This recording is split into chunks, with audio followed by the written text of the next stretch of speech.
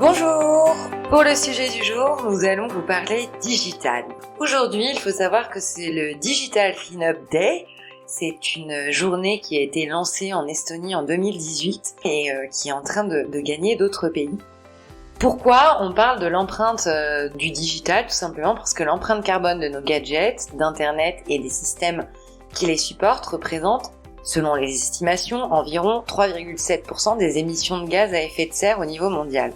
Ce chiffre serait similaire à la quantité produite par l'industrie aérienne dans le monde et selon les estimations, il pourrait plus que doubler d'ici 2025. Nos activités numériques pèsent aussi sur l'environnement, alors comment peut-on mieux faire? À l'occasion du Digital Cleanup Day, on fait le point.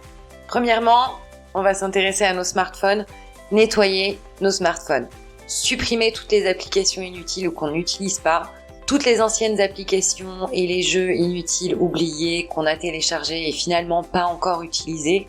Il y a peu de chances qu'on les utilise un jour finalement, si ça n'a pas déjà été fait.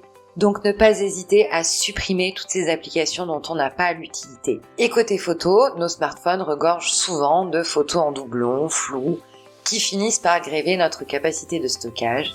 L'heure est venue de les supprimer. Deuxième action à mener, on va s'intéresser à notre ordinateur. Sur nos PC, c'est pareil, on a souvent beaucoup de photos, beaucoup de contenu, des fichiers en doublon. Là aussi, l'heure est venue de parcourir nos fichiers vidéo, photos et autres documents et de supprimer tous les doublons et enfin d'archiver les fichiers importants.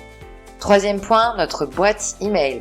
Certainement un des lieux les plus pollués dans notre environnement numérique. C'est le moment de s'y intéresser. On peut par exemple filtrer les emails par les plus anciens et les archiver, nous désabonner des newsletters que l'on ne lit plus. Et puis quand on a de longues discussions et parfois de longs échanges de mails, conserver seulement la discussion la plus récente en supprimant toutes les discussions les plus anciennes. Ça permettra là aussi de libérer de la place. Et puis enfin, dernier point, rester sobre. En évitant surtout de partager des emails lourds à de nombreux destinataires, il vaut mieux envoyer un lien vers un fichier au préalable hébergé dans le cloud. C'est une pratique plus éco-responsable. Et puis, petite astuce, limiter drastiquement les emails de remerciements.